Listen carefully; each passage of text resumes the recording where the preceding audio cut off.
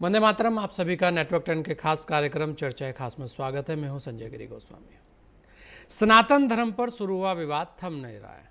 आज मध्य प्रदेश के बीना में एक जनसभा में पीएम मोदी ने कहा कि सनातन को खत्म करने की कोशिश की जा रही है, लोगों को सतर्क होना पड़ेगा। वहीं उदयनिधि स्टालिन, प्रियांक खड़गे, रजा के डीएमके के मंत्री पोनमुड़ी के बयानों ने इंडिया गठबंधन के सामने मुश्किलें भी बढ़ा दी। हालांकि उदयनिधि के बयानों में टीएमसी, जेडीयू, शिवसेना ने उनसे किनारा भी किया है, लेकिन विवाद है कि बढ़ता ही जा रहा है और उधर उदयनिधि अपने बयान पर अड़े हैं। इधर हिंदू संत समाज भी आक्रोश में है। उधर बीजेपी इंडिया गठबंधन खासकर कांग्रेस पर हमलावर है।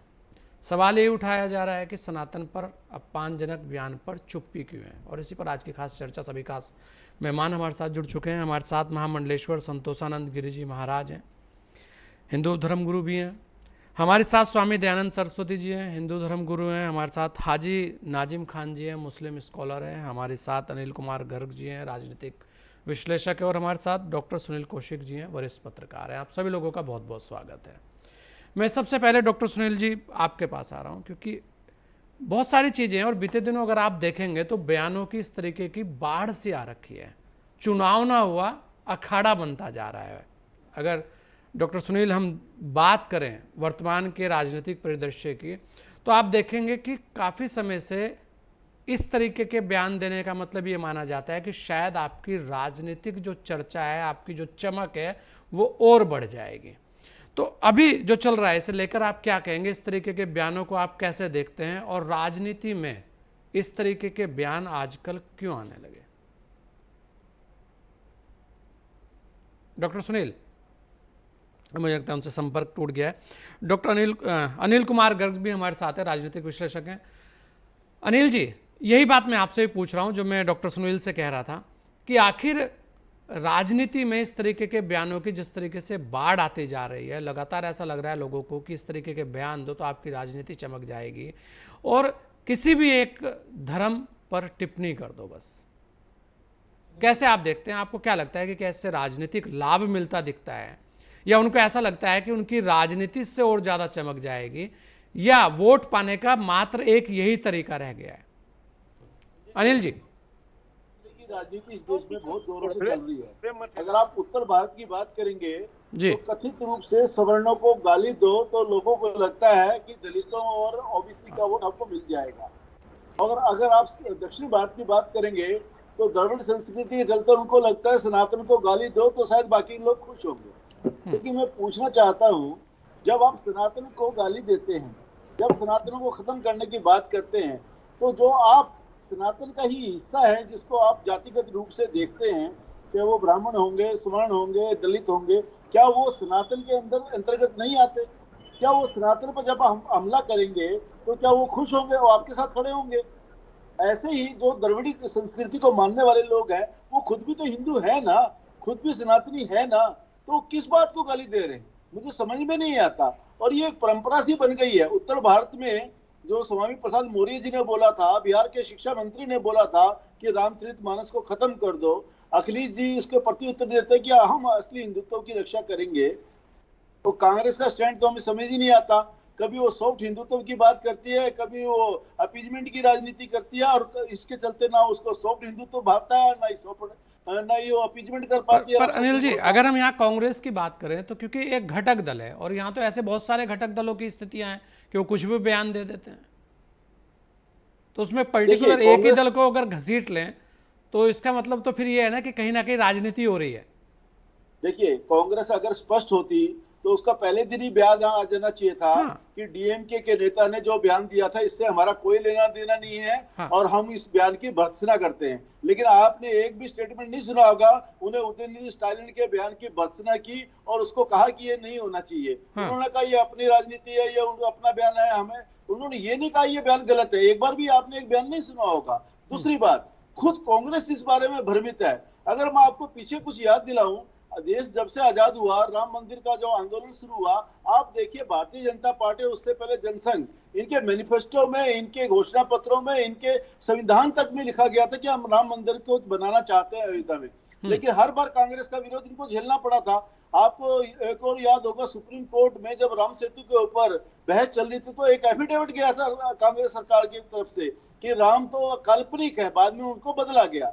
यानी कुल मिला के वो खुद बहुत भ्रमित है कि अपीजमेंट की राजनीति करें या सॉफ्ट हिंदुत्व की राजनीति करें। लेकिन मुझे लगता है पूरे देश को समझ में आ गया है, अगर आप सनातन के साथ नहीं खड़े होंगे तो आपको जनता पसंद नहीं करेंगे। कुछ एक नहीं, क्षेत्रों ये को यही छोड़ अनिल के। जी, यही कि सनातन के साथ खड़े होंगे या दूसरे धर्म के साथ खड़े होंगे या उसके साथ, आखिर ऐसा राजनीति में आवश्यकता कहाँ पड़ी? विकास नहीं, के साथ आवश्यकता खड़े होंगे या हम देखिए, भ्रष्टाचार कल के विरोध कल में खड़े होंगे?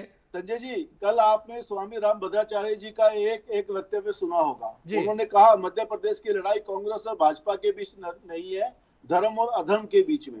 हाँ। क्योंकि वो सनातन धर्म से हैं तो उनका सीधा सीधा आशय था कि जो सनातन के साथ खड़े हैं उनकी बीच की, और जो सनातन के खिलाफ खड़े हैं लड़ाई उनके बीच की है। लेकिन हम यहाँ पे कह सकते हैं, ये जो पिछले अनुभव देख करके, कि राजनीतिक पार्टियों की तरफ से आप देखेंगे तो सनातन के बहुत करीब भारतीय जनता पार्टी दिखाई देती है। नहीं, ठीक है, क्योंकि मुद्दे हर तो यही मुद्दे देते पे हैं, वो मुद्दे देते हैं तो पार्टी भारतीय के जनता साथ खड़ी पार्टी है। लपक लेती है। चाहे वो राम मंदिर का मुद्दा हो, हाँ। चाहे वो काशी का जो ज्ञानपीठ मस्जिद है, ज्ञानवापी मस्जिद, वहां पे जो मंदिर है उसका मुद्दा हो, या वो मथुरा का मुद्दा हो, भारतीय जनता पार्टी ने कभी भी अपने आप को दुराव की स्थिति में नहीं रखा है। मैं उन्होंने हमेशा हमारे स्पष्ट साथ नीति स्वामी रखी है। दयानंद सरस्वती भी हैं।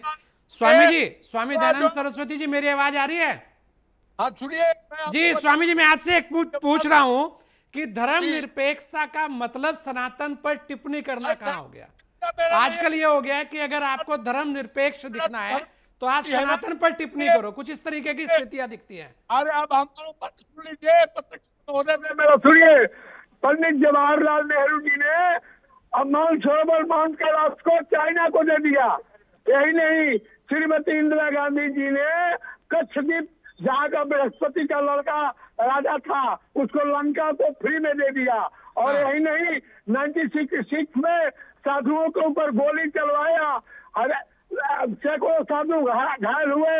और 1984 में इन्होंने किसानों के ऊपर भी गोली चलाया, जजिया टैक्स लगाया, नसबंदी किया हिंदुओं को।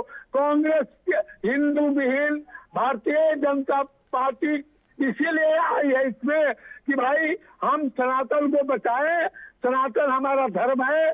और सत्यम शाश्वतम प्रमेय मनघम निर्वाण शांति परम, सनातन का मतलब है शाश्वत। अहम ब्रह्मास्मि, अयम आत्मा ब्रह्मा, तत्वसी प्रज्ञान ब्रह्मा, सभी पदार्थु भगवान। अच्छा स्वामी जी, आपको क्या लगता है क्यों टिप्पणियां हो रही हैं आजकल राजनीतिक तौर पर, धर्म को क्यों बीच में लाया जा रहा है? स्वामी जी, दयानंद जी, हम एक मानते हैं। जी स्वामी जी, मैं ये कह रहा हूं, आपको ऐसा, आप देखिए कि लगातार राजनीति करनी चाहिए विकास को लेकर, भ्रष्टाचार को लेकर, या और बहुत सारे मुद्दे हमारे यहाँ, रोजगार के, बेरोजगारी के मुद्दे। लेकिन अचानक ऐसा क्या हुआ कि आजकल राजनीति में धर्म आने लगा, सनातन भी आने लगा? नहीं, सनातन तो वही लोग मुद्दा उठाए, हम लोग तो मुद्दा उठाए नहीं। हम लोग तो मच्छी मच्छर ना क्रिश्चियन को बोले हैं ना मुसलमानों को बोले हैं। हम लोग तो सर्वे भवन्तु सुखिनः, सर्वे सन्तु निरामया, सर्वे भद्राणि पश्यन्तु, मां कश्चित् भाग भवेत्, वसुधैव हि कुटुम्बकम्, अयम निजः परो वेति, गणना लघु चेतसाम, उदार चर्चा नाम तो बसलेव। हम तो पूरा पृथ्वी को परिवार मानते हैं। हम ब्रह्मास्मि, अयम आत्मा परम ब्रह्म। सिया राम में सब जगदानी, मैं सभी को सिया राम में देखता हूँ, राम में देखता हूँ, भारतवंशियों को राम में देखता हूँ। हम लोग तो मुद्दा उठाया ही नहीं, तीर चलाया उन लोग ने और इकोटित होकर के उन्हीं के पास चला गया। इसीलिए आपके माध्यम से मैं पूरे विश्व के जितने सनातन हैं उनको मैं करबद्ध प्रार्थना करता हूँ कि यही समय है, आप चेत जाइए, और नहीं तो फिर 1000 वर्ष गुलाम होने के लिए तैयार रहिए। जय हिंद, जय भारत। जी जी, चलिए, और क्या पूछना है बोलिए। मैं डॉक्टर सुनील जी के पास आ रहा हूँ। स्वामी जी, आपने तो बहुत कुछ बता दिया, लेकिन अभी बहुत सारे लोग हैं, बहुत सारी चीजें हैं। डॉक्टर सुनील देखिए, अब हमारा टाइम नहीं है। हाँ ठीक है स्वामी जी, जी जी, बहुत बहुत धन्यवाद, बहुत बहुत धन्यवाद जी। मंगलम। डॉक्टर सुनील, अगर आप देखें लगातार आज स्थिति ऐसी हो गई है कि धर्मनिरपेक्षता का मतलब ऐसा लग रहा है कि अगर आप धर्मनिरपेक्ष हैं तो सनातन पर टिप्पणी कीजिए। आखिर सनातन है क्या, उसे लेकर सारे लोग उस चीज को लेकर अभी भी भ्रम में बने रहते हैं। और ये सारी चीजें कब आती हैं? अगर आप देखेंगे सुनील जी, जैसे जैसे चुनाव नज़दीक आते हैं, वो चुनाव कहीं पे भी हो, और जिस दक्षिण भारत की आज बात हो रही है कि वहाँ से इस तरीके की टिप्पणियाँ आ रही हैं, उन टिप्पणियों के बाद लगातार वो टिप्पणियों पर टिप्पणियाँ हो रही हैं, लगातार एक के बाद एक के बाद एक, और ऐसा नहीं है कि उससे उत्तर भारत अछूत रहा। लेकिन इस चीज़ को बढ़ावा देने वाले कौन लोग हैं और बढ़ावा दिया क्यों जाता है? कैसे आप देखते हैं, क्या कहेंगे जी? देखिए गोस्वामी जी, यही तो सनातन है। हाँ। यदि किसी और धर्म के खिलाफ टिप्पणी की गई होती हाँ। तो निश्चित तौर से देश में दंगे हो गए होते। यही तो हमारा धर्म है। कितने सॉफ्ट हम लोग हैं, किस तरीके से हम एक सीमा के अंदर रह करके जवाब देते हैं, कुछ लोगों को छोड़ दिया जाए, और ये सब लोग समझते हैं इनकी तो औकात क्या है। इतने बड़े बड़े लोग यहाँ आए, आक्रमण किए, उन लोगों ने सनातन को खत्म करने का प्रयास किया, ये तो टिप्पणियां कर रहे हैं। उन्होंने तो मंदिर तोड़ तोड़ के मस्जिदें बना दी, तब सनातन खत्म नहीं हो पाया। तो ऐसे सनातन इतना जल्दी खत्म होने वाला धर्म नहीं है। जो सबका पिता हो, उस पिता को ऐसे थोड़ी खत्म किया जा सकता। पर सुनील जी, उन्हें ऐसी तो अचानक से याद आ गया आज कि आज सनातन पर टिप्पणी कर दी जाए, क्योंकि इतने वर्षों से लगातार चीजें चल रही थी, अचानक चुनाव के समय ध्यान आया कि अब सनातन पर एक ऐसी इस तरीके की बातें होनी चाहिए। मतलब उन्हें समझ नहीं रही, या उनको ऐसा लगा कि जैसे उत्तर भारत में लोगों ने कहा कि भाई ठीक है, वहां पर भी एकदम नाम हो गया, बड़ा बड़ा राजनीति में चमक आ गई, तो हमारी भी आ जाएगी। कुछ इस तरीके का नहीं लगता आपको जी? देखो अब इलेक्ट्रॉनिक मीडिया का जमाना है, सोशल मीडिया का जमाना है। हाँ। अगर पूर्वोत्तर राज्यों की बात करें और हिंदी राज्यों की बात करें, बहुत मुश्किल से, यदि हम 2 दशक पहले की बात करें, जब पत्रकारिता हम लोगों ने शुरू की थी, तो इधर की उधर, उधर की इधर बातें नहीं पहुंचती थी। अब तो सेकंडों में पहुंच जाती हैं। तो वहां की राजनीति का परिदृश्य देखें गोस्वामी जी, तो यही है कि जब तक वो सनातन का विरोध नहीं करेंगे, तब तक वो सत्ता में न बने रह सकते हैं, न सत्ता तक पहुंच सकते हैं। वोट बैंक की राजनीति करेंगे तो निश्चित तौर से किसी एक वर्ग का तो वोट उनको चाहिए, और उधर की छोड़ दीजिए और हिंदी राज्यों की छोड़ दीजिए, या दिल्ली की भी बात करें तो 2014 से पहले हम देखते थे कि जामा मस्जिद से कैसे अपील होती थी, किस तरीके से डराया जाता था देश को, किस तरीके से वोट देने की अपील होती थी।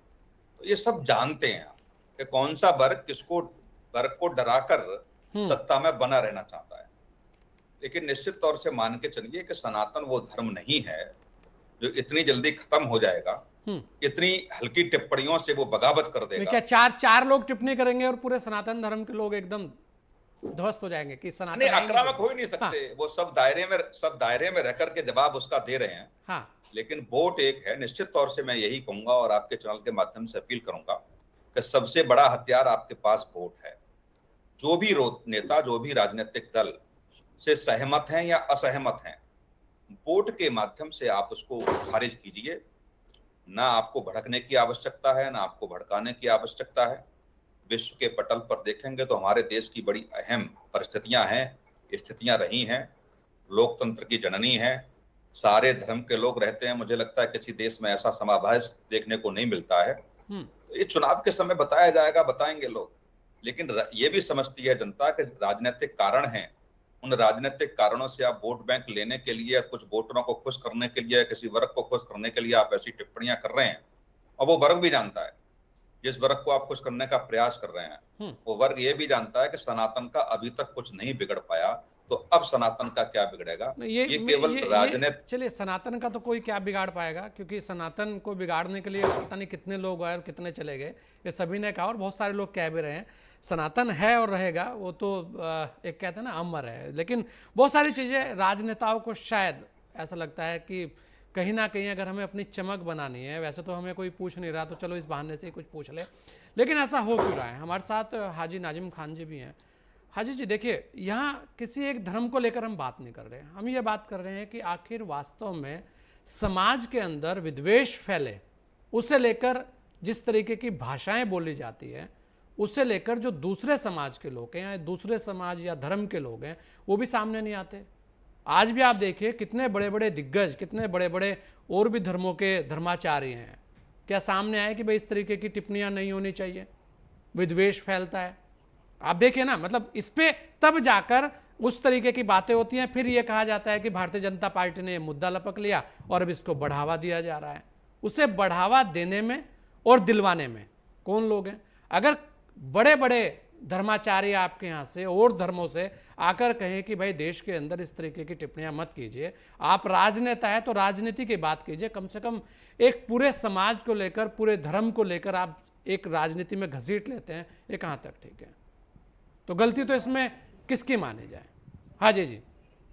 हाँ, देखिए गोस्वामी जी, आपका बहुत बहुत शुक्रिया, आपने बहुत अच्छी बातें कही। मैं आपकी बात को देखिए पूरी तरीके से बताना चाहूँगा कि जिस तरीके से सनातन धर्म के ऊपर ये टिप्पणी की गई है, देखिए मुस्लिम समाज कठोर शब्दों में निंदा करता है जिन्होंने सनातन धर्म के बारे में इस तरीके की बातें कही हैं। लेकिन अगर हमारी भारत सरकार और राज्य सरकार अगर इन बातों पर अगर ध्यान दे, तो अगर आपको याद होगा कि नुपुर शर्मा ने पैगंबर इस्लाम पर अभद्र टिप्पणी करी थी, जिससे पूरे देश का माहौल खराब हो गया था। तो सर यही आजकल चल रहा है कि अगर इस भारत के अंदर अगर आपको लाइमलाइट रहना है तो आपको एक आस्था को हमेशा ठेस पहुंचानी पड़ेगी। जब तक आप आस्था को ठेस नहीं पहुंचाओगे तब तक दूसरा वर्ग आपके खिलाफ खड़ा नहीं होगा। यही चलता आ रहा है। तो आपने देखा होगा जब पैगंबर इस्लाम पर अभद्र टिप्पणी करने के बाद पूरे देश के अंदर जिस तरीके का माहौल बनाया गया था, और आपने देखा गया था कि उसी के अंदर उदयपुर के अंदर एक कन्हैया की भी मौत हुई थी, उसका गला रेत के मार दिया गया था। बड़ी शानदार यही बात तो सुनील कह रहे थे। हाजी जी, आप देखें यही बात तो कह रहे थे कि जिस तरीके का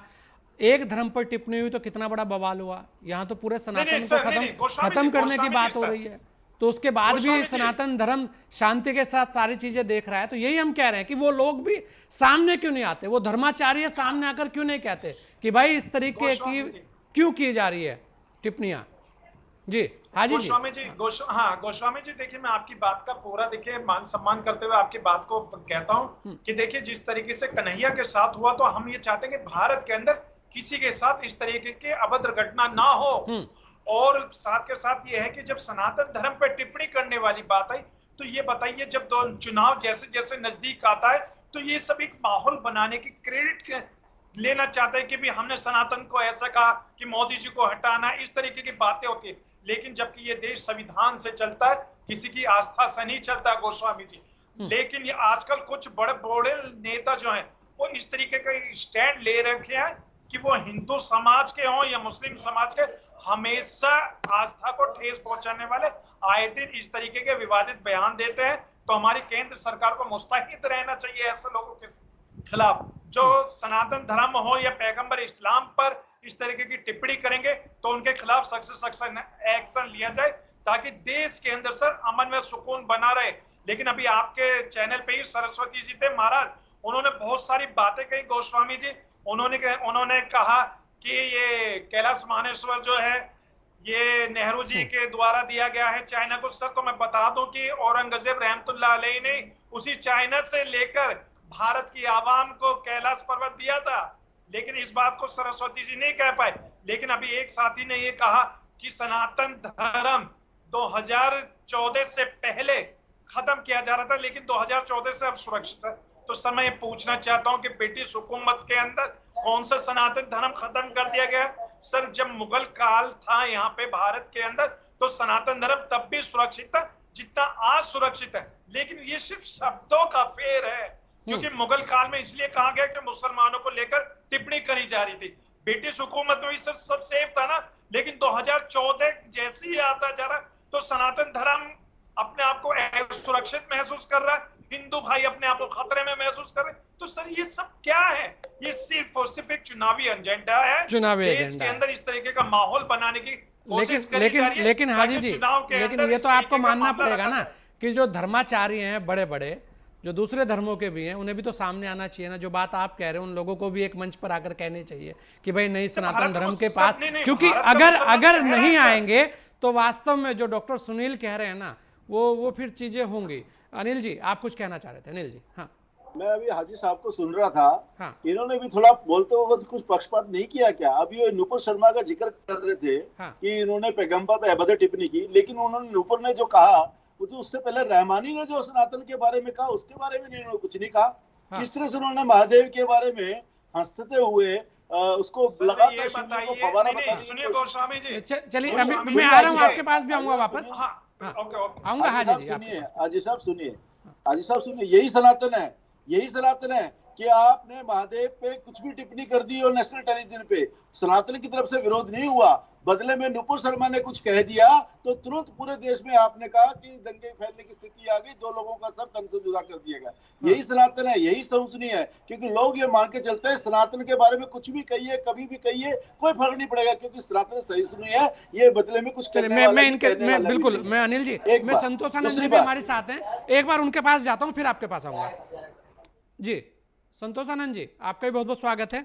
आप देखिए कि वर्तमान में जितनी चीज़ें चल रही हैं, आज अगर हम बात करें टिप्पणियां जहाँ से आई वहाँ पे देखें तो वहाँ पर जगत गुरु शंकराचार्य जी वहाँ से आए, वहाँ आज की आप स्थिति देखें तो महालक्ष्मी, वहाँ पर वहाँ के मंदिरों की चर्चा, सारा कुछ है हमारे दक्षिण में सब कुछ है। नरसिम्हा की पूजा होती है, तिरुपति बालाजी वहाँ पे है।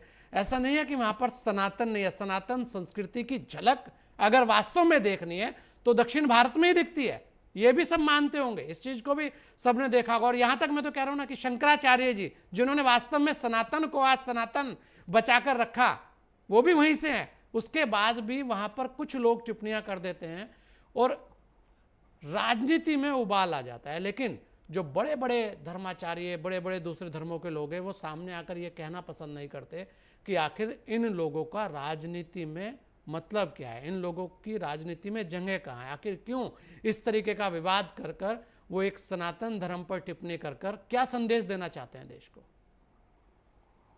माननीय गोस्वामी जी, आपने बहुत अच्छी बात कही है और हमारे पूर्व वक्ता लोग सब अपनी बात कह चुके हैं। आपने मुझसे जो बात रखी, मैं अपनी बात रखता हूँ। सबसे मुख्य बात है, यदि किसी व्यक्ति को दौड़ाना चाहें और यदि उसके पैरों में बेड़ी डाल दें तो वह दौड़ नहीं सकता। अगर उसके कुछ भी खिलाना चाहें और अगर हाथ उसके बांध दें तो वो खा नहीं सकता। ठीक इसी प्रकार से हमारे धर्माचार्य लोग हैं। हमारे शंकराचार्य जी ने अगर एक टिप्पणी की जो है तो उस पर बहुत सारे लोग कुछ भी कहने लगते हैं, और उसका सबसे बड़ा कारण है, चाहे वो हिंदू धर्म वाला व्यक्ति हो अथवा अन्य कोई हो। सनातन की बात अभी मैं नहीं कर रहा हूं क्योंकि आपने सनातन पर हमसे चर्चा नहीं पूछी है, इसलिए मैं इस बात पर कहना चाहता हूं कि सबसे बड़ी बात है संविधान। भारतीय संविधान में ये व्यवस्था है कि आप कुछ भी बोल सकते हो, आप कुछ भी कह सकते हो, लेकिन सनातन धर्म के लिए हमारे यहाँ सर्वोच्च पद होता है शंकराचार्य जी भगवान का। परम पूज्यपाद शंकराचार्य भी हमारे यहाँ ऐसा कोई अधिकार नहीं रखते जो सनातन धर्म के लिए या अपने निज धर्म के लिए, अपनी निजता के लिए भी कुछ कहकर संरक्षण के लिए कुछ कर सकें। इसलिए बड़े बड़े धर्माचार्य तर्दुरा यत्र वक्तारः तत्र मौनम ही शोभनम, इसलिए चुप रहते हैं, क्योंकि राजनेता आगे आ जाते हैं, राजनेता भी उसी का फायदा उठाते हैं। मैं किसी एक पार्टी की बात नहीं कर रहा हूं, बहुत सीधी सी बात है। धर्म सबसे प्रिय जीवन का अंग होता है। यूं तो धर्म, अर्थ, काम और मोक्ष भारतीय सनातन में 4 फल हैं, लेकिन पहला धर्म है, इसीलिए धर्म के प्रति सबका आकर्षण होता है। धर्म की अलग परिभाषा है, यहाँ उसकी आवश्यकता नहीं है। सब विद्वान लोग बैठे हो, मैं कहना यह चाहता हूं कि हम अगर कोई बात, आपने मुझे बुलाया है, मैं आपके बीच आया हूं और जो भी मैं कह रहा हूं आपके बीच कह रहा हूं, लेकिन सबसे बड़ी बात यह है कि हम कह रहे हैं क्या मूल्य है इसका, ये आपके लोग सुन रहे होंगे, दूसरे लोग सुन रहे होंगे, जितने आपके चैनल से जुड़े होंगे वो सुन रहे होंगे। एक सुनने मात्र से कुछ प्रभाव पड़ेगा तो अवश्य, लेकिन राजनीति से इसको इसलिए नहीं जोड़ा जा सकता कि राजनीति में तो साम दाम दंड भेद सबका उपयोग किया जाता है, और उसमें जो धर्म है वो शाम पर आता है, प्रथम आता है। राजनीति का प्रथम अंग है। जिन पार्टियों ने इसको कम अपनाया या शाश्वत अपनाया तो उनको इसका लाभ कम मिला, और जिन्होंने एकांगी स्वरूप लिया, किसी ने भी लिया हो, XYZ, अगर एकांगी भाव में जाता है तो धर्म के लोग क्योंकि धर्म प्रियता सबके अंदर बसती है। धार्य धर्मा, ये शरीर ही धारण किया हुआ है, विचार धारण किए हुए हैं, मन ने इच्छाएं धारण किए हैं, बुद्धि ने विचार धारण किए हुए हैं, चित्त ने संस्कार धारण किए हैं, ये सब धर्म है। इसलिए उसका फायदा उठाने के लिए राजनेता लोग अपने इस अंग का उपयोग करते हैं, लेकिन उनका उपयोग करना सबसे मूल आधार है संविधान। नहीं तो कोई कुछ नहीं कर सकता, कोई कुछ बोल नहीं सकता था, लेकिन आज बोलने के लिए सब स्वतंत्र है। जो जिनको न शास्त्र का ज्ञान है, न वेदों का ज्ञान है, न पुराण का ज्ञान है, न कोई संस्कृति जानते, न सभ्यता जानते, न दया है, न जो है समन्वय है, न सहजता है, न शाश्वतता है, वो भी राजनीति में है। और अगर है और कुछ भी कह सकते हैं, कुछ भी बोलते हैं, कितना बोलते हैं, क्या इसकी कोई सीमा है? आपके द्वारा भी बुलवाया जाता है, हम भी खूब बोल रहे हैं, इसलिए क्योंकि हमें भी बोलने की सुविधा है और हमें भी अधिकार है, और आपने बुलाने का मौका दे दिया, मैं साधुवाद देता हूं आपको। नहीं, बिल्कुल है, बहुत सारी चीजें बोलने की सीमा क्या है, यही तो बात हो रही है। इसी को लेकर तो सबसे ज्यादा बहस है कि आखिर जो सीमाएं हैं वो कहां से तय होंगी। बोलने का अधिकार है, सीमा नहीं रखी है। हाँ, सीमा नहीं रखी है, बिल्कुल। यही एक स्वामी जी आपने बहुत बड़ा सवाल उठाया कि आखिर सीमा कहाँ है, वो सीमा क्या है, वो सीमा क्या होनी चाहिए। और राजनेताओं की तो कोई सीमा वर्तमान में दिखती नहीं है। आप चाहे जो बोल दो जी, बोलने की जो आजादी है उसे कैसे एक वो करें, व्याख्या करें उसकी, ये भी कोई बता पाने की स्थिति में नहीं है। यहां लेते हैं एक छोटा सा ब्रेक, जल्द लौटेंगे आपके बीच।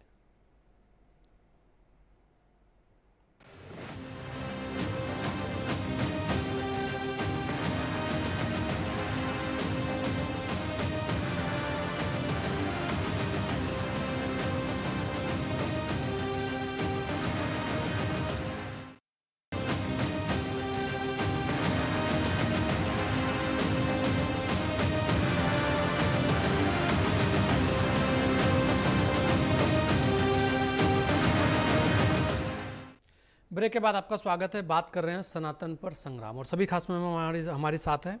डॉक्टर सुनील, अगर आप देखें, सभी लोगों को आपने सुना भी है कि एक सबसे महत्वपूर्ण बात यह कि आखिर इस तरीके के जो टिप्पणियां होती हैं या इस तरीके के जो बयान आते हैं, इनकी सीमा क्या है। राजनीति में बोलने की कोई सीमा नहीं है। राजनीति क्या, यहाँ तो बोलने की कोई सीमा है नहीं, इसीलिए बहुत सारी चीज़ें फैलती चली जाती है। हाँ, बहुत सारे लोग चुप हो जाते हैं, बहुत सारे लोग उस पर आक्रामकता दिखा देते हैं, लेकिन फिर आरोप प्रत्यारोप ये भी शुरू होता है कि भाई आपने इस मुद्दे को लपक लिया और आप तो केवल यही चाहते हैं कि आप इसी को लेकर आएँ।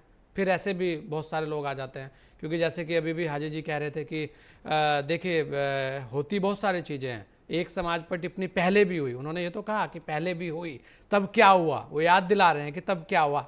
अब लेकिन कोई ये कहने को तैयार नहीं है कि आखिर अगर ऐसी टिप्पणियाँ होती हैं, ऐसे बयान आते हैं, तो उनका विरोध सर्व समाज मिलकर क्यों नहीं करता। वो क्यों ये अपेक्षा करता है कि एक समाज तो ये कहे कि नहीं हम साथ हैं, ऐसा हम बहिष्कार करते हैं, और एक समाज चुप होकर बैठ जाए जब उसके ऊपर टिप्पणियां हो। डॉक्टर सुनील जी। कि गोस्वामी जी, यही समझना पड़ेगा कि जब देश का संविधान आपको अभिव्यक्ति की आजादी देता है, हाँ, तो देश का संविधान ये भी तो कहता है आप किसी धर्म की आलोचना नहीं कर सकते। तब आप भूल जाते हैं, तब आप किसी धर्म की आलोचना कर सकते हैं। और जो हाजी साहब ने कहा, एक नेता का नाम गिनाया, उस नेता के खिलाफ उस पार्टी ने बड़ी कार्रवाई की, ये करके दिखाया कि तो उसके बाद देश का माहौल खराब हुआ तो निश्चित तौर से वो पार्टी आगे आई, उसने कार्रवाई की। क्या दूसरे राजनीतिक दल इसका सबक लेंगे इससे? और सबसे महत्वपूर्ण बात यह है कि जब तक सनातन धर्म आक्रामक नहीं होगा, सनातन धर्म को मानने वाले आक्रामक नहीं होंगे, तब तक ये होता रहेगा, तब तक सनातन का चीरहरण होता रहेगा। और ये साधु संतों की जिम्मेदारी नहीं बनती है कि साधु संत इसका विरोध करें। विरोध तो जनमानस को करना पड़ेगा, और जनमानस का विरोध ये नहीं कि सड़क पर उतर के, जनमानस का विरोध ये नहीं दंगे करके, जनमानस का विरोध ये नहीं हो सकता कि आप चिल्ला चिल्ला के रैलियां करें। जनमानस का विरोध यह है कि जब आपको वोट डालने का अधिकार है, तब ऐसी ताकतों को आप अपने वोट के माध्यम से खत्म करें, कोई भी हो, किसी भी राजनीतिक दल का हो। यदि आपको लगता है कि आपके धर्म के खिलाफ, किसी भी धर्म के खिलाफ, मैं सनातन धर्म की बात नहीं कर रहा हूं, किसी भी धर्म के खिलाफ किसी भी राजनीतिक दल ने या किसी भी नेता ने ऐसी अभद्र टिप्पणी की है तो निश्चित तौर से उसका बहिष्कार चुनाव के समय पे वोट के माध्यम से होना चाहिए। नहीं, पर क्या पार्टियों को बहिष्कार नहीं करना चाहिए ऐसे लोगों का कि भाई आप लोग तो यहाँ पर इस तरीके की जो बयान देते हैं, आप घर पे बैठिए, घर पे कम से कम आप पढ़ेंगे लिखेंगे, थोड़ा सा समझेंगे, कुछ ज्ञान लेंगे, तब चीजें और सही होंगी। गोस्वामी जी, मैंने अभी एग्जाम्पल दिया, भारतीय जनता पार्टी ने व्यक्ति को निकाल दिया, क्या हुआ? दूसरे राजनीतिक दलों ने सीखा। हाँ, ये राजनीतिक दल तो वोट के लिए करेंगे ही, इनकी तो हो गई है स्थिति कि धर्म को राजनीति में मिक्सअप करने का प्रयास कर रहे हैं। और निश्चित तौर से ये कभी भी आप द्वापर उठा के देखो, त्रेता उठा के देखो, या आप कलयुग की बात कर लो, निश्चित तौर से बिना धर्म की राजनीति नहीं हो सकती है। क्या भगवान राम का चरित्र भगवान श्री कृष्ण से मिलता है क्या? नहीं मिलता ना चरित्र। यदि भगवान राम ने रावण का वध किया, वो भी शिव का भक्त था, तो उन्होंने उस तरीके से वध किया, उनके साथ ऐसी कोई क्रियाकलाप नहीं किए, छल नहीं किया उनके साथ। और भगवान श्री कृष्ण की बात करेंगे तो हर कदम पर उनको छल से उन्होंने जीता है। कहने का तात्पर्य यह है कि जैसा समय चल रहा है उसी समय के हिसाब से आपको भी बनना पड़ेगा, आपको भी। पर यहाँ पर डॉक्टर सुनील, आपको नहीं लगता कि जो दूसरे भी समाज के लोग हैं, उनके जो धर्माचार्य हैं, उनको आगे आकर भी तो कहना चाहिए ना कि भाई आप इस तरीके की टिप्पणियां क्यों कर रहे हैं? बिल्कुल, उनका विरोध बनेगा तो एक समाज जिस पर टिप्पणी हुई है वो भी सोचेगा ना कि यार ये समाज के धर्माचार्य हमारे साथ खड़े हुए हैं, तो कल को हमें भी इनके साथ खड़े रहना चाहिए। पहले देश का माहौल है ना, पहले तो। संजय जी, आप देखिए उत्तर प्रदेश में हम लोग बैठे हुए हैं। हाँ, स्वामी प्रसाद मौर्य ने क्या कहा? हाँ, और ये राजनीतिक दल जानते हैं कि जब तक हिंदुओं को नहीं बांटा जाएगा तब तक राजनीतिक का सफर शिखर तक नहीं पहुंचा सकता। तो ये अब चल रहा है ना अभियान कि हिंदुओं को कैसे बांटा जाए, हिंदुओं को कैसे लड़ाया जाए आपस में। कोई खास वर्ग, मैं कह रहा हूं कोई भी नेता बीजेपी का ये टिप्पणी कर देता हम इस्लाम को खत्म कर देंगे, इस्लाम कोड़ हो गया है समाज के लिए, वायरस हो गया है, डेंगू हो गया है, आप देखते ना प्रतिक्रिया क्या होती है इस देश में, पता चल जाता। लेकिन सनातन धर्म इतना आसान तरीका मान लिया है, कोई कुछ भी कह दे, कोई फर्क पड़ने वाला नहीं है। एफआईआर होगी, एफआईआर के बाद देखा जाएगा। एक बीजेपी की नेता ने एक टिप्पणी की, उस टिप्पणी के बाद आप देखिए ना सर कलम तक कर लिए गए। जिस व्यक्ति का कोई दोष नहीं, जो अभी हाजी साहब एग्जाम्पल दे रहे थे, उस व्यक्ति का क्या दोष बेचारे का? उस व्यक्ति का राजनीति का नहीं, टिप्पणी उसने नहीं की, लेकिन कहां उसका असर देखने को मिला। यह समझना पड़ेगा कि जब आप ऐसे बयान देते हैं तो व्यक्ति को कहां तक झकझोर देता है। दूसरी बात, आज की स्थिति ऐसी आ गई है कि धर्म के नाम पर कुछ भी करिए। अरे सबसे पहले देश है, देश नहीं बचेगा तो धर्म का अचार डालेंगे आप, और धर्म नहीं बचेगा तो राजनीति का अचार डालेंगे क्या आप? सबसे पहले देश आना चाहिए, धर्म आना चाहिए, उसके बाद सारे काम कम से कम 2 नंबर पर। और कोई भी धर्म, मैं ये नहीं कह रहा सनातन धर्म की बात कर रहा हूं, मैं तो मुस्लिम धर्म की भी बात कर रहा हूं, मैं तो क्रिश्चियन धर्म की भी बात कर रहा हूं। देश सबसे पहले, देश के बाद धर्म, फिर उसके बाद राजनीति। हाँ जी। लेकिन यदि आप ये और दूसरी, मैं थोड़ा सा एक सेकंड, यही धर्म होते हैं जो एक दूसरे को बांधने का प्रयास करते हैं। हाँ, एक दूसरे को परिधि में रखते हैं। परिधियां खत्म हो जाएंगी। हाँ, ले रहा हूँ हाजी जी, आप ही से जवाब ले रहा हूँ, सुनील को बोलने दीजिए। हाँ डॉक्टर सुनील जी, बस हो गया। हाँ बोलिए हाजी जी, बोलिए, जवाब दीजिए। पर ये भी बोलिएगा हाजी जी, कम से कम अपील कीजिएगा कि जो बड़े बड़े नेता है ना, जो उस वक्त मैदानों में कूद जाते हैं, उनके लिए भी बोलिएगा कि कम से कम उन्हें कूदना चाहिए, उनको यहाँ पर भी टिप्पणियां करनी चाहिए, उन बयानों का विरोध करना चाहिए सड़कों पर आकर कि भाई आप देश का माहौल खराब मत कीजिए, पहले देश है, समाज है ये।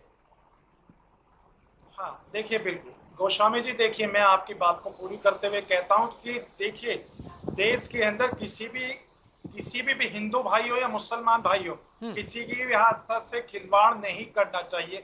जो ये तथाकथित लोग हैं, जो ये एक बयान देते हैं, विवादित बयान देते हैं धर्म के नाम पर और अभद्र टिप्पणी करते हैं, चाहे सनातन धर्म पे हो या पैगंबर इस्लाम पे हो, तो उन पर अंकुश लगाना चाहिए। और आपने देखा होगा गोस्वामी जी, तभी ये कहा जाता है कि सनातन धर्म को डेंगू मलेरिया से जोड़ दिया जाता है, तो तो फिर एक बयान आता है एक बहुत बड़े मंत्री का, वो ये कहता है कि जो भी सनातन धर्म के बारे में इस तरीके की बात कहेगा हम उसकी आंखें निकाल लेंगे, जबान खींच लेंगे। ये बताइए सर, ये इस तरीके का बयान देश के अंदर क्या माहौल पैदा करेगा? क्या देश के अंदर एक नफरत वो का लगातार माहौल लगातार पैदा वो नहीं होगा सनातन सर? धर्म पर टिप्पणियां करते रहेंगे लगातार। आप देखिए लगातार हो रही है, एक के बाद एक के बाद एक के बाद एक। हाँ, तो आप एक को तो गिनाएंगे, लेकिन आगे वहां की भी तो बात तो लगातार सुनिए इस मेरी। तरीके की बातें आ रही हैं।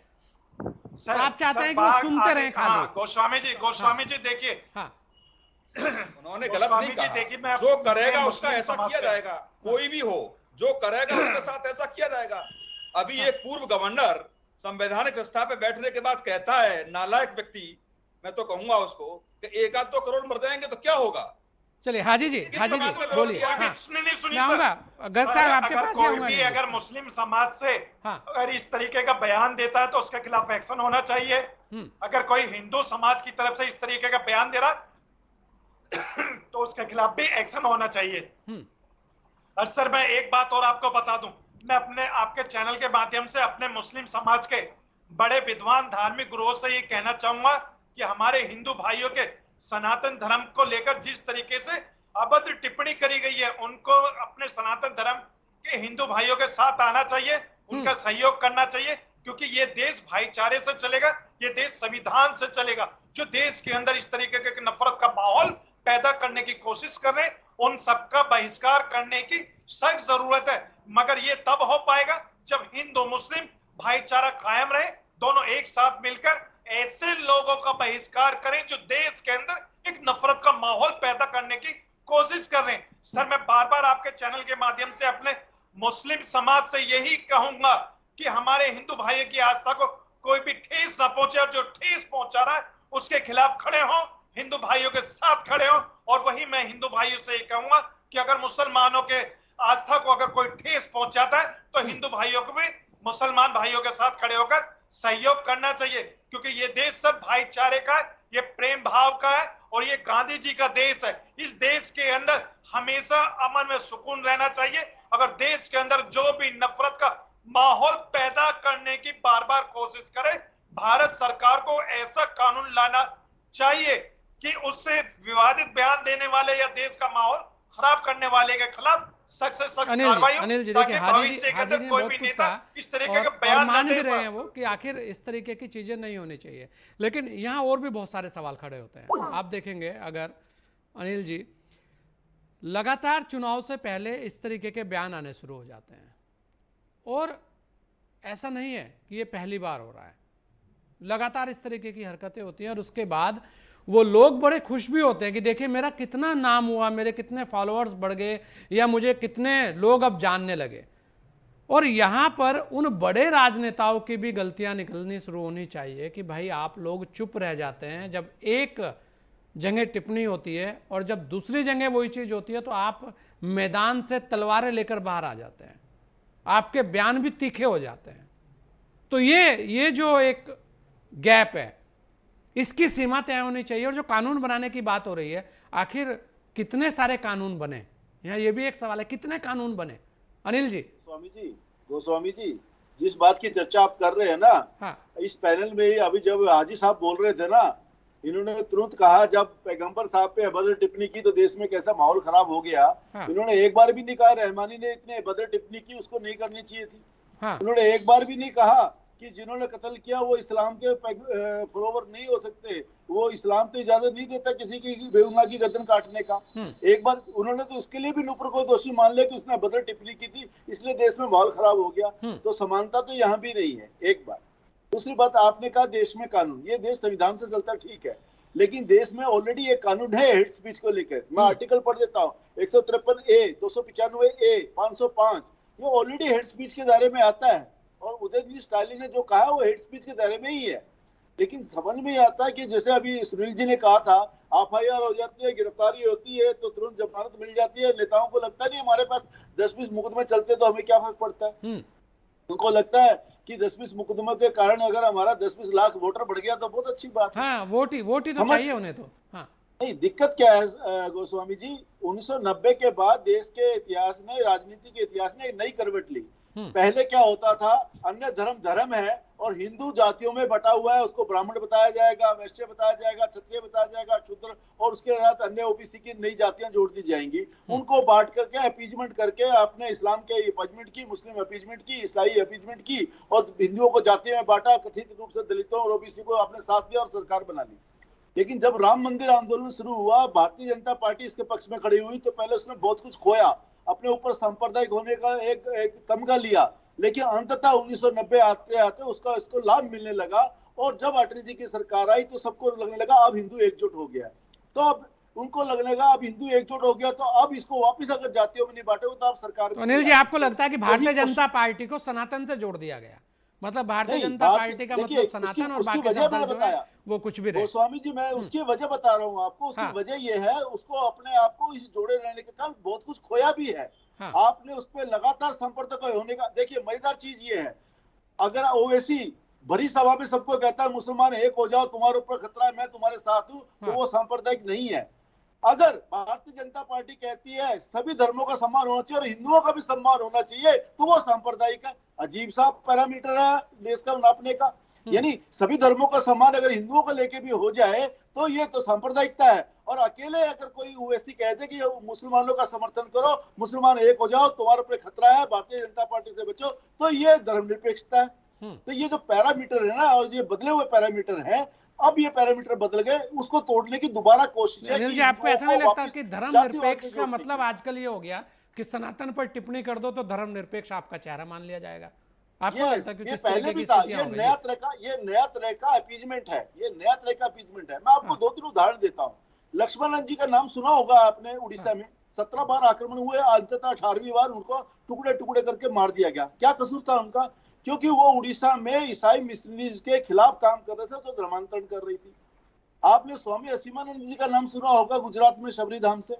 उनका क्या कसूर था? वो भी ईसाई मिशनरीज के खिलाफ हिंदुओं का पूर्ण जागरण और घर वापसी कर रहे थे। उनको भगवा आतंकवाद में फंसाकर सालों साल जेल में रखा गया, अंततः वो निर्दोष साबित होकर बाहर आए। तो मैं ये 2 बात आपको इसलिए बताना जा रहा हूं कि जब भी कोई आप हिंदुओं के पक्ष में, सनातन के पक्ष में खड़े होंगे और अन्य धर्मों को इसके विरुद्ध कार्य करने से रोकेंगे, तो आपका खिलाफत भी होगी और हो सकता है आपको जान से भी हाथ धोना पड़े। ये इस देश की प्रक्रिया रही है। अगर हिंदुओं के साथ खड़े होंगे तो आप सांप्रदायिक हैं, हिंदुओं की बात करेंगे तो आप सांप्रदायिक हैं, सनातन की बात करेंगे तो आप सांप्रदायिक हैं, और आप इनको गाली देंगे और दूसरे धर्मों के पक्ष में खड़े होंगे, उनके साथ एकजुट करने की बात करेंगे, तो आप धर्मनिरपेक्ष हैं। आपको भारतीय बसपा की बात बताऊं, आपको सुना होगा बसपा ने अपने क्या नारे देती जब शुरू में काशीराम आए, आपने सुना होगा ना?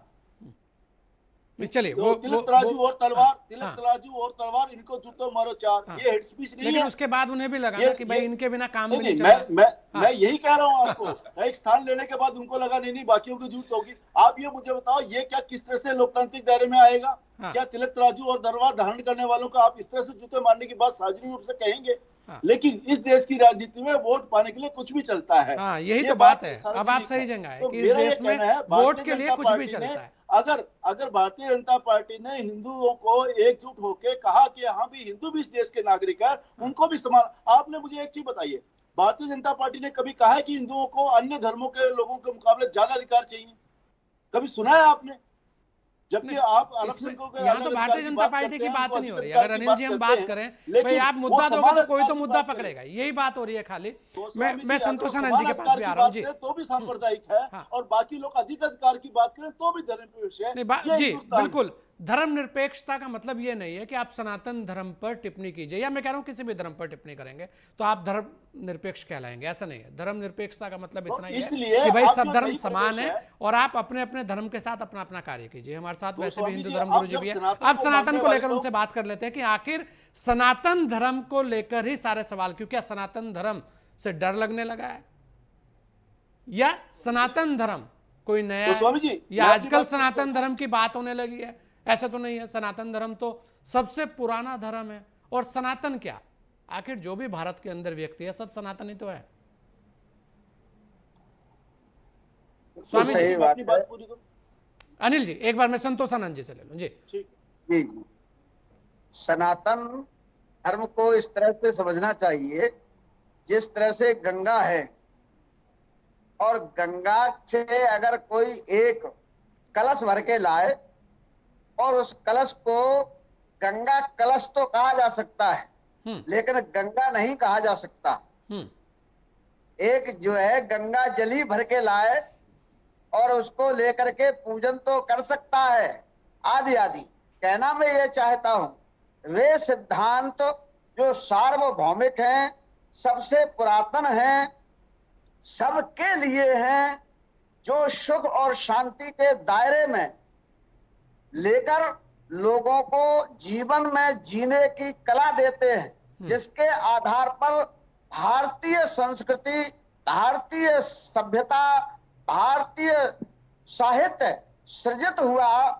और इसके बाद भी सृष्टि क्रम में दो प्रकार देखने को मिले, जैसे हमारा वेदांत से लेकर, क्योंकि जो कुछ तो ये जो सारी चीजें हैं स्वामी जी, ये राजनेताओं को समझ नहीं आ रही, क्योंकि जो लोग टिप्पणी कर रहे हैं राजनेताओं को देखिए साहब, मजदूर मजदूरी करता है और उसी बिल्डिंग में इंजीनियर इंजीनियरिंग करता है और मालिक मालिकी करता है। राजनेता को तो राजनीति से मतलब है, उसे ना धर्म से मतलब है, ना उसको भारत से मतलब है। अगर एक व्यक्ति अपनी पार्टी के लिए काम कर रहा है केवल, तो क्या वो भारत के लिए काम कर रहा है? अगर ये हमने आपको बताया, सारी चीजें अगर घूम कर आएंगी तो वहीं आ जाएंगी लौट कर कि एक व्यक्ति बाद में वो भारतीय बन जाए। ये बहुत मुश्किल बात है कि उसके अंदर जो है ये केवल साधु संतों, वो भी भारतीय साधु, भारतीय सनातन संस्कृति और सभ्यता को लेकर चलने वाले लोग, नहीं तो प्रारंभ से दैत्य और दानव संस्कृति दो ही थी। ये मत मतांतर, ये संप्रदाय व्यवस्था, ये सब बाद में अभी आई है, जिसके कारण से ये मतैक्य होना असंभव है, संभव है ही नहीं, ऐसा कभी हो ही नहीं सकता। क्योंकि नहीं तो आपको भी लगता है कि सनातन धर्म खत्म हो जाएगा गुरुजी? कभी नहीं। हाँ। सनातन धर्म कभी खत्म ना हुआ है ना होगा, क्योंकि सनातन एक ऐसा विचार है, सनातन एक ऐसी जो है कार्यशैली है, जिसमें नींद सबको आएगी, भोजन सबको प्रिय लगेगा, आहार व्यवहार सबका अलग है। चींटी को कौन बताता है कि तेरा आहार क्या है? शेर को कौन बताता है कि तेरा आहार क्या है? अब अगर रहा सवाल ये कि जो व्यक्ति इसके अलावा चलते हैं, तो हमारे यहाँ उसको संस्कृति और सभ्यता में भिन्न मान लिया जाता है, और भिन्न मानते ही वो दो वर्गों में बंट जाता है। और हमेशा ऐसा होता रहा है, दो वर्ग में। देवता संस्कृति थी, देव संस्कृति थी। देव संस्कृति सकारात्मक मानते थे कि सबको सुख मिले, सबको शांति मिले। ऐसी विचारधारा, ऐसे कर्म को करणीय कर्म और अकरणीय कर्म में जो परिभाषा करके हमारे यहाँ बताया गया है, उसी में से एक एक गंगा जली भरकर हमारे। चलिए, तो इनको क्या क्या संदेश देंगे आप? क्या कहेंगे आप, जो जिस तरीके की सनातन धर्म को लेकर टिप्पणियां की जा रही हैं, क्या कहेंगे आप उन लोगों को? हमारे यहाँ भी सठम साठे ये भी एक सिद्धांत है, लेकिन अगर किसी एक संप्रदाय ने इसी एक को मान लिया और वो एक धर्म कहने लगा, और किसी ने अगर ये कह दिया कि जो है जीव हत्या नहीं करना चाहिए, तो हमारे यहाँ पहले से ही है ये सिद्धांत, लेकिन वो एक धर्म, एक मत सूत्र से ही एक धर्म संप्रदाय कहलाने लगा, तो वह केवल एक है। हमारे यहाँ विवेक की व्यवस्था है, इसलिए हम लोग शांति में भी रहते हैं, और जब अशांत होते हैं तो खड़े हो जाते हैं। तब हमेशा हमारे यहाँ ही जिसको अवतारवाद कहा गया है, और अवतारवाद के माध्यम से संपूर्णता पर सनातन धर्म की स्थापना ही की जाती रही है, और पुनः होगी। तो डॉक्टर सुनील देखिए, स्वामी जी तो लगातार बहुत सारी चीजें समझा रहे हैं, लेकिन मैं फिर भी क्योंकि इसका एक निचोड़ ले लेते हैं कि आखिर कब समझ आएगी राजनेताओं को? क्या वास्तव में अब नहीं लगता कि कुछ कठोर कार्रवाइयां अब होनी चाहिए? गोस्वामी जी, मैं निवेदन करना चाहता हूं, जिसका जो कर्म होता है वही उसका धर्म होता है। राजनीति में, राजनीति से संत की व्याख्या नहीं करना चाहिए। संत अलग चीज है, साधु अलग चीज है, सन्यासी अलग चीज है। ये सब के एक स्टैंजा है, एक स्तर है। एक राजनेता से आप किसी सम्यकता की, समन्वयवादी विचारधारा की, अरे किसी भाषा को लेकर के पार्टी का नाम रख लेना अलग बात है, और व्यक्ति का आचरण अलग बात है। आचरण कभी राजनेता का आचरण ऐसा हो ही नहीं सकता कि जो साधुत्व की तरह सनातन धर्म संस्कृति के लिए कार्य कर पाएगा। और जी अगर चलिए, वो मैं इसके लिए बिल्कुल काम- स्वामी जी, मैं डॉक्टर सुनील से ले रहा हूँ, एक निचोड़ ले लेता हूँ, क्योंकि डॉक्टर सुनील, अगर आप देखें कि आखिर आपको नहीं लगता कि अब कुछ ऐसे कठोर कार्रवाइयाँ होनी चाहिए, कुछ निर्णय कठोर होने चाहिए कि जो इस तरीके के बयान जब भी आए तो उन लोगों का जो सही रास्ता है, जो उचित जगह है, वहाँ पर उनको भेज दिया जाए। कम से कम कहीं तो एक अंकुश लगाने का कोई तो समय ऐसा आएगा। नहीं देखो, जब तक आप समानता की बात नहीं करेंगे तब तक पॉसिबल नहीं है ये। हाँ, सरकारें अब किसकी हैं, केंद्र में किसकी है, स्टेट में किसकी है? आपने भी देखा होगा, मैंने तो पहली बार देखा कि दूसरे स्टेट की पुलिस पकड़ने आ रही है तो दूसरे स्टेट की पुलिस रोक रही है उसको। आज तक कभी नहीं देखा होगा आपने जीवन काल में कि एक स्टेट की पुलिस दूसरे स्टेट के व्यक्ति को छुड़ा ले जबरदस्ती। जब ऐसी पराकाष्ठा होने लगे गोस्वामी जी, तो उससे उम्मीद क्या कर सकते हैं? और मैंने तो देखा 2.5 दशक से ज्यादा मुझे पत्रकारिता में हो गए, ऐसे ऐसे धुरंधर नेताओं को मैंने देखा जिनकी तूती बोलती थी, और अंतिम समय में वही सनातन रटते हुए दिखाई दिए। जब अंतिम समय आ रहा था तो सब उनको बोध आ गया उस समय। उस जो अब उन्होंने अपने जीवन काल में किए जो टिप्पणियां की, या बहुत सारे ऐसे थे प्रकरण जहां उनको नहीं करना चाहिए था, लेकिन राजनीतिक कारणों के लिए वो मजबूर हो गए करने के लिए। मैंने तो अंतिम समय पे उनसे वार्ता करते हुए गोस्वामी जी देखा है कि किस तरीके से उनके अंतिम समय पे सब याद आता है उनको। तो ये नहीं है अच्छे न भारतीय जनता पार्टी की सरकार रहेगी, न कांग्रेस की सरकार रही, न भविष्य में क्या होगा कुछ नहीं कह सकते। सनातन अपना में, लेकिन अब कुछ कारणों से सत्ता पाने के लिए, सत्ता पाने की ललक में आप ये भूल जाएं। मैं ये नहीं कह रहा कि मुस्लिम धर्म का विरोध होना चाहिए, कम से कम अपने धर्म की रक्षा के लिए कम से कम अलर्ट तो रहना पड़ेगा ना आपको। आप इतना तो विरोध की ताकत आपको देता है, संवैधानिक पदों पर आप बैठे हैं या राजनीतिक दलों के मुखिया हैं आप बिल्कुल आंखें बंद कर लेंगे। स्वामी प्रसाद मौर्य कहेगा हिंदू क्या है, अखिलेश यादव चुप रहेंगे। जो सुबह शाम पूजा करते हैं, कई मंचों पे आपने देखा हम भी हनुमान जी के भक्त हैं, आदरणीय नेताजी भी हनुमान जी के भक्त थे, और जब हिंदुत्व पे कोई टिप्पणी आ जाएगी तो चुप्पी साध लेंगे। ये नहीं होना चाहिए। निश्चित तौर से जो गलत है वो गलत है, किसी भी धर्म के मामले में हो, चाहे मुस्लिम धर्म हो, चाहे ईसाई धर्म हो, चाहे जैन धर्म, कोई भी धर्म हो। लेकिन जब आप राजनीतिक कारणों से आंख बंद कर लेंगे तो यही प्रकृति, यही आपका धर्म अंतिम समय में आपको न्याय देता है। बहुत सारे नेताओं को मैं नाम नहीं खोलूंगा, कहीं ना कहीं अब आपको लेकिन मैंने समझना देखा होगा, कहीं ना कहीं सुनील जी अब समझना होगा, अब आपको आंख खोलनी चाहिए कि भाई इस तरीके की टिप्पणियों से अब तो बचा जाए कम से कम, क्योंकि वास्तव में बाद में आपको ये सनातन धर्म ही काम आएगा, क्योंकि आप सनातनी हैं, व्यवस्था में वही जाएंगे। यही है, और ये सच्चाई भी है, हकीकत भी है। ये अनिल जी मुस्कुरा रहे हैं, वो भी मान रहे हैं कि आखिर बाद में रास्ता यही मिलेगा। अनिल जी चलिए एक टिप्पणी कर दीजिए, जल्दी से करिएगा जी। मेरा ये कहना है, संविधान में बहुत सारी चीजें अभी भी असमान है, धर्म को लेके भी और जाति को लेके भी। हाँ। जो अस्थायी व्यवस्था की थी डॉक्टर भीमराव अंबेडकर ने, जल्दी से बोल दीजिएगा, समय और उसमें भी उनको कहना था कि इसको नहीं करना चाहिए था। हाँ। जब तक संविधान के अनुसार भी समानता नहीं आएगी तब तक भी ये लड़ाई बनी रहेगी और जाति भेद धर्म भेद बना रहेगा। मेरे हिसाब से संविधान में ये व्यवस्था हो जानी चाहिए कि हमसे ना कोई हमारी जाति पूछे, ना हमारा कोई धर्म पूछे, तभी ही जाके इस देश में समानता आएगी और जाति और धर्म के नाम पे झगड़े खत्म होंगे। नहीं, बिल्कुल झगड़े खत्म होने भी चाहिए। चलिए, आप सभी ने अपना समय में दिया, इसके लिए आप सभी लोगों का बहुत बहुत धन्यवाद। सियासत में धर्म पर टिप्पणियां लगातार होते जा रही है, लेकिन सोचना चाहिए क्या वोट के लिए आप देश के माहौल को खराब करेंगे? कई बार ऐसे बयान भारी पड़ जाते हैं, और अब समय भी है कि ऐसे लोगों का, ऐसे बयानों का विरोध होना चाहिए। कहीं ना कहीं राजनीति में भी एक सीमा होनी चाहिए, और देश के अंदर जो बयानबाजी है उसे लेकर भी एक सीमा होनी चाहिए। ऐसा नहीं है कि आप किसी भी धर्म पर टिप्पणियां कर दो और उसके बाद माहौल खराब हो। लेकिन वर्तमान की जो स्थितियां हैं, ऐसा लग रहा है कि जैसे कि जो आपके बयान हैं वही आपकी राजनीति को चमकाएंगे, आपको अपनी राजनीति पर भरोसा नहीं रहा। इस चर्चा खास में इतना ही, दीजिए मुझे इजाजत। जय हिंद।